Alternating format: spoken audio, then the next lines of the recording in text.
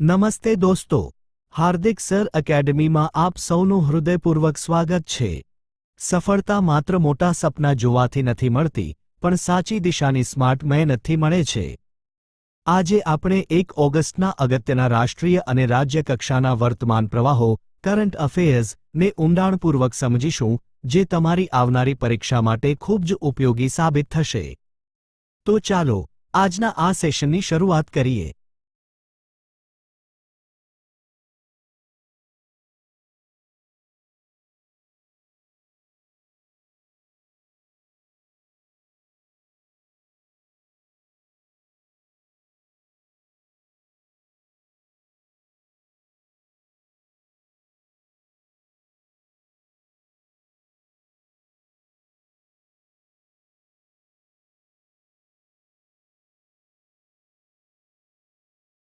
હાર ઊંઝા જીરું અને ઊંઝા વરિયાળીને ઘી ટેગ આપવામાં આવ્યો છે? જવાબ: ગુજરાત વિગતવાર માહિતી: તાજેતરમાં ગુજરાત રાજ્યના ઊંઝા જીરું, ઊંઝા ક્યુમન અને ઊંઝા વરિયાળી, ઊંઝા ફેનલ ને ભૌગોલિક સંકેત ઘી ટેગ જિયોગ્રાફિકલ ઇન્ડિકેશન ટેગ એનાયત કરવામાં આવ્યો છે। રાજસ્થાનની પ્રસિદ્ધ જોધપુરી મોજડી, જોધપુર મોજારી ને પણ ઘી ટેગ પ્રાપ્ત થયેલો છે। ભારતમાં ઘી tag A geographical indications of goods registration and protection act 1999 હેઠળ આપવામાં આવે છે। ભારત સરકાર દ્વારા આ ઘી ટેગ કાયદો વર્ષ 2003માં અમલમાં મૂકવામાં આવ્યો હતો। વર્ષ 2004માં ભારતની પ્રથમ ઉત્પાદન દાર્જિલિંગ ચા, દાર્જિલિંગ ટી ને સર્વપ્રથમ ઘી ટેગ આપવામાં આવ્યો હતો। ગુજરાતનું ઊંઝા, મહેસાણા જિલ્લો એ સમગ્ર એશિયા ખંડમાં મસાલા અને જીરાના વેપાર માટેનું સૌથી મોટું માર્કેટ ગણાતું એશિયાનું સૌથી મોટું એપીએમસી માર્કેટ છે। કોઈપણ ઉત્પાદનને આપવામાં આવતો ઘી ટેગ 10 વર્ષના સમયગાળા માટે માન્ય રહે છે, ત્યારબાદ તેને રિન્યૂ કરાવી શકાય છે। ભારતમાં ઘી ટેગ રજિસ્ટ્રીનું મુખ્ય મથક ચેન્નઈ, તમિલનાડુ ખાતે આવેલું છે। પ્રશ્ન 2 તાજેતરમાં સુશ્રુત જયંતીના અવસર પર રાષ્ટ્રપતિ દ્રૌપદી મુર્મુ દ્વારા સૌશ્રુતમ 2026નું ઉદ્ઘાટન કયા સ્થળેથી કરવામાં આવ્યું હતું? જવાબ: નવી દિલ્હી વિગતવાર માહિતી: તાજેતરમાં સુશ્રુત જયંતીના અવસર પર રાષ્ટ્રપતિ દ્રૌપદી મુર્મુ દ્વારા સૌશ્રુતમ 2026 સુશ્રુતમ 2026નું ઉદ્ઘાટન નવી દિલ્હી ખાતે કરવામાં આવ્યું છે। આ કાર્યક્રમ 3 દિવસ માટે આયુષ મંત્રાલય, આયુષ મિનિસ્ટ્રી ના સહયોગથી આયોજિત કરવામાં આવ્યો હતો। આયુષ મંત્રાલયના સ્વતંત્ર પ્રભારી રાજ્યમંત્રી પ્રતાપરાવ જાધવ છે। સૌશ્રુતમ 2026નો મુખ્ય ઉદ્દેશ્ય આયુર્વેદિક શસ્ત્રક્રિયા, આયુર્વેદિક શલ્ય ચિકિત્સા ને પ્રોત્સાહન આપવાનો અને તેના ક્ષેત્રનો વિસ્તાર કરવાનો છે। મહર્ષિ સુશ્રુતને આયુર્વેદિક શલ્ય ચિકિત્સાના પિતા, ફાધર ઓફ સર્જરી તરીકે ઓળખવામાં આવે છે। દેશની બહાર સ્કોટલેન્ડ ખાતે મહર્ષિ સુશ્રુતની પ્રતિમા સ્થાપિત કરવામાં આવી છે। મહર્ષિ સુશ્રુત દ્વારા રચિત પ્રસિદ્ધ ગ્રંથ સુશ્રુત સંહિતા છે, જેમાં પ્રાચીન ભારતની શસ્ત્રક્રિયાઓ અને તબીબી ઓજારોનું વર્ણન કરવામાં આવ્યું છે। આયુષનું પૂરું નામ Ayurveda, yoga and naturopathy, Unani, Siddha and homeopathy થાય છે। પ્રશ્ન 3 તાજેતરમાં વર્લ્ડ વાઇડ વેબ ડેની ઉજવણી ક્યારે કરવામાં આવી? જવાબ: 1 ઓગસ્ટ વિગતવાર માહિતી: તાજેતરમાં વર્લ્ડ વાઇડ વેબ ડેની ઉજવણી 1 ઓગસ્ટના રોજ કરવામાં આવી હતી। WWWની સ્થાપના વર્ષ 1989માં ટિમ બર્નર્સ-લીએ કરી હતી। HTTP hypertext transfer protocol, HTML hypertext markup language, TCP transmission control protocol, DNS domain name system. પ્રશ્ન 4 તાજેતરમાં મુસ્લિમ મહિલા અધિકાર દિવસની ઉજવણી ક્યારે કરવામાં આવી હતી?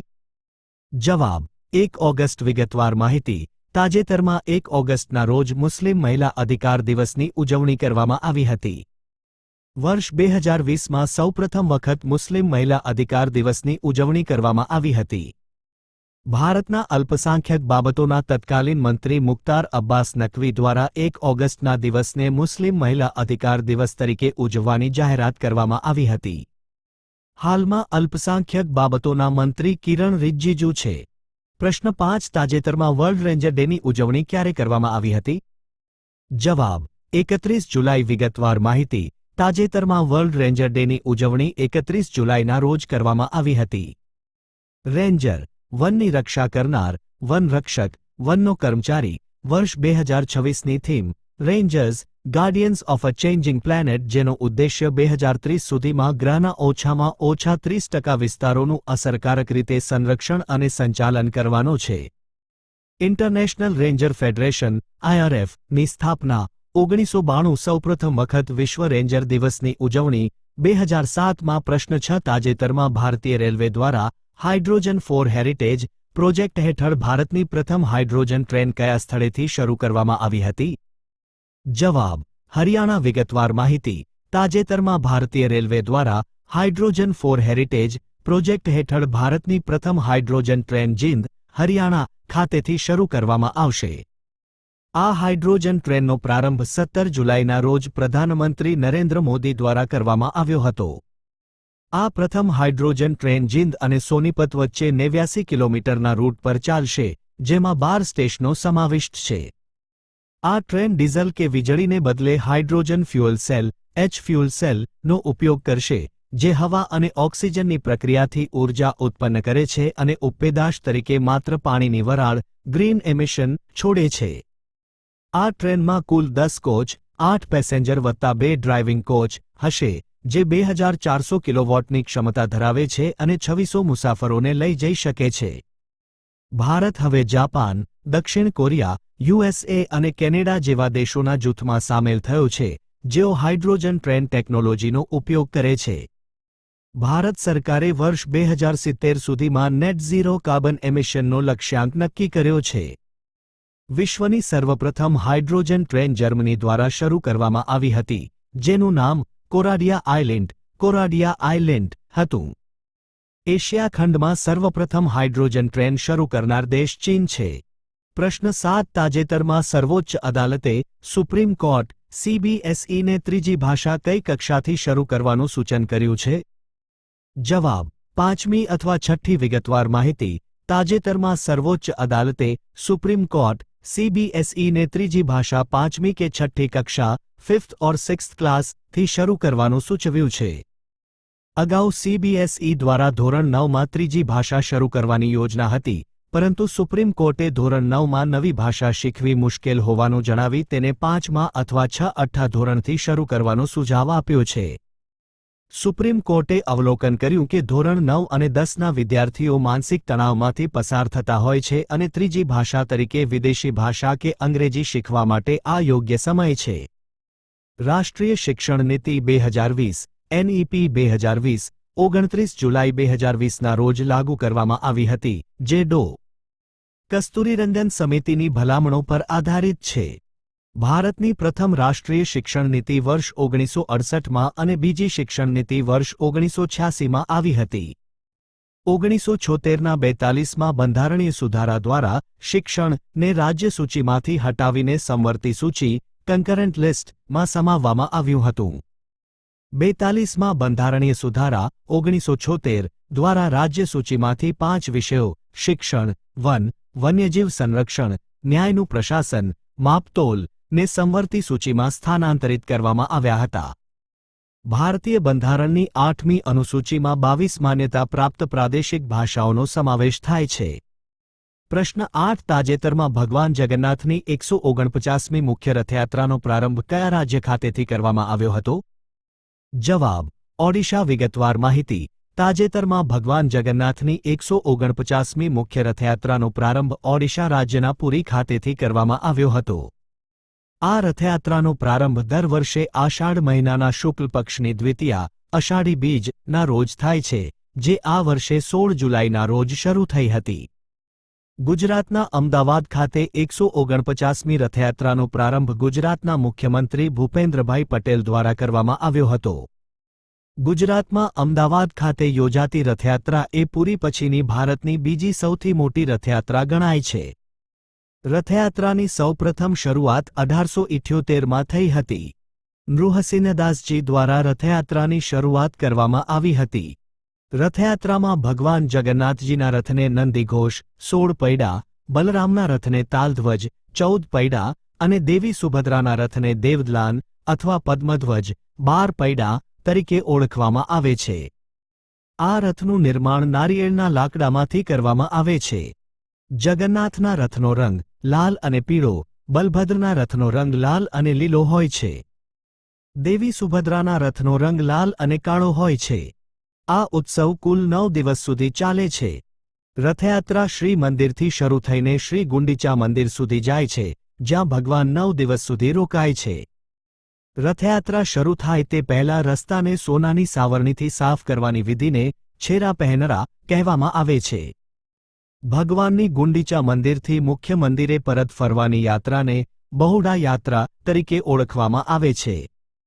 ઓડિશાના કોણાર્ક ખાતે પ્રસિદ્ધ કોણાર્ક સૂર્ય મંદિર આવેલું છે, જેને બ્લેક પેગોડા પણ કહેવામાં આવે છે અને તે યુનેસ્કો વિશ્વ વિરાસત સ્થળ છે. પ્રશ્ન 9. તાજેતરમાં ઓપરેશન સધર્ન રેડિનેસ 26/2 કયા રાજ્યમાંથી શરૂ કરવામાં આવ્યું હતું?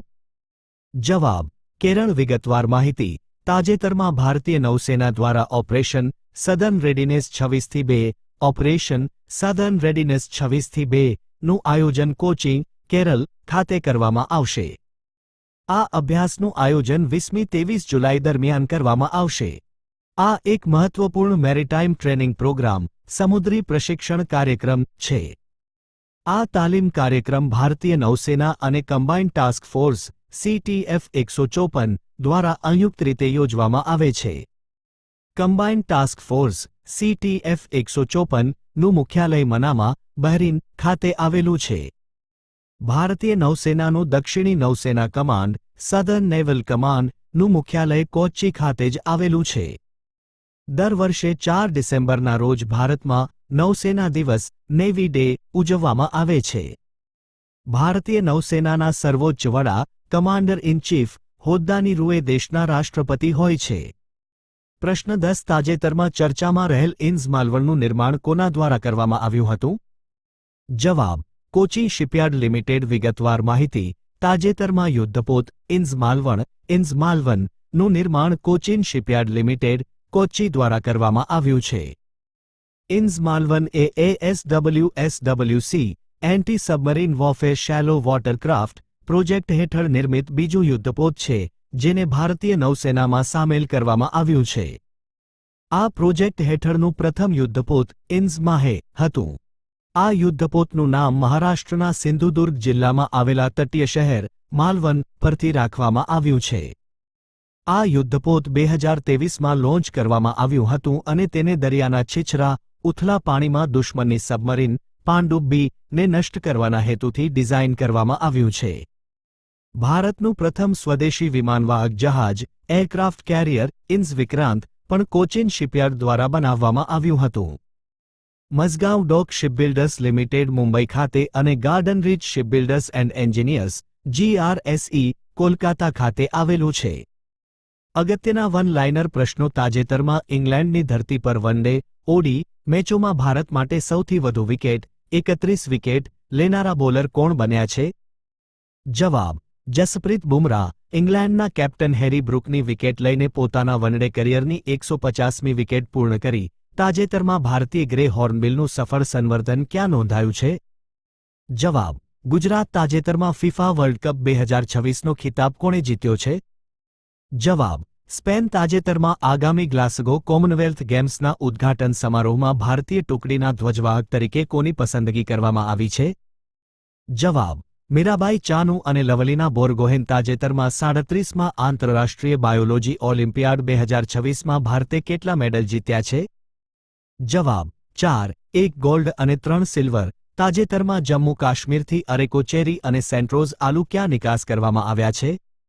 જવાબ: સિંગાપુર. તાજેતરમાં રાષ્ટ્રીય લઘુમતી આયોગ NCM ના અધ્યક્ષ તરીકે કોની નિમણૂક કરવામાં આવી છે? જવાબ: હરજીત સિંહ ગ્રેવાલ. તાજેતરમાં શબ્દ સંગ્રહાલયના પ્રથમ તબક્કાનું લોકાર્પણ ક્યાં કરવામાં આવ્યું છે?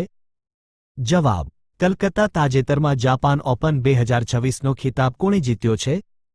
જવાબ: PV સિંધુ. તાજેતરમાં 72માં રાષ્ટ્રીય ફિલ્મ પુરસ્કારોમાં સર્વશ્રેષ્ઠ અભિનેતાનો પુરસ્કાર કોણે જીત્યો છે? જવાબ: મમૂટી અને કાર્તિક આર્યન. તાજેતરમાં કયા દેશે પરમાણુ ઊર્જાથી ચાલતી સબમરીનમાંથી લાંબા અંતરની બેલેસ્ટિક મિસાઇલનું પરીક્ષણ કર્યું છે? જવાબ ચીન.